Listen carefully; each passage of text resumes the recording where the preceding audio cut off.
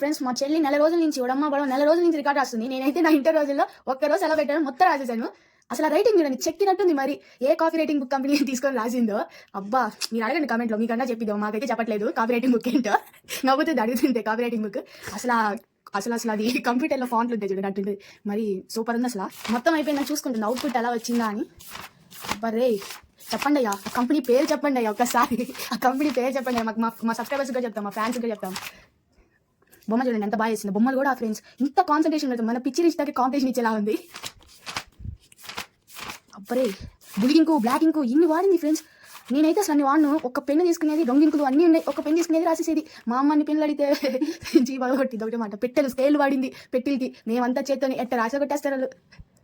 2 మార్కులు దానికి కష్టపడి రాయాలి. 2 మార్కులా దానికే అట్ అంటారు అంతే. అది మైండ్ గేమ్.